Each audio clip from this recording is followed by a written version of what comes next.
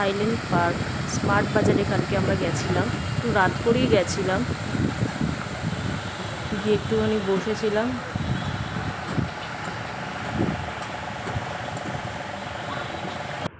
তারপর আমরা মলে ঢুকেছিলাম, মলে ঢুকে একটু জামা কাপড় দেখছিলাম যে কোনটা ভালো লাগছিল।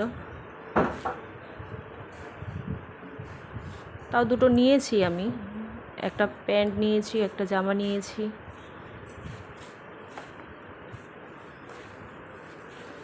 এই সাইডে জামাটা আমার খুবই ভালো লেগেছে, কিন্তু আমাকে কিনে দিল না,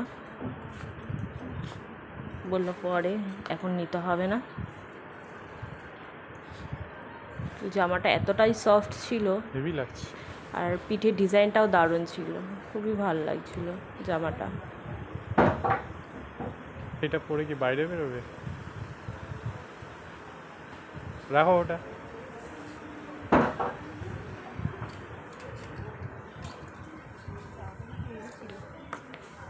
চলো চলো।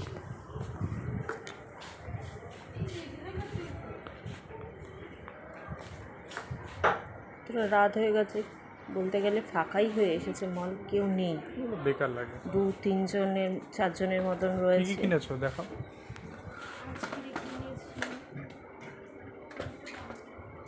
একটু নিচ থেকে আমরা একটুখানি থালা বাটিও কিনেছি, চামচ, হাতা, খুন্তি, তারপরে গ্রসারির কিছু জিনিস কেনা হয়েছিল। তারপর বললো তুমি একাই ট্রলি নিয়ে যাও, আমি আসছি।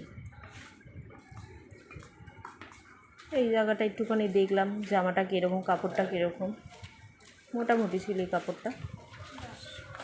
না, স্মার্ট বাজারের জিনিসগুলো ভালো।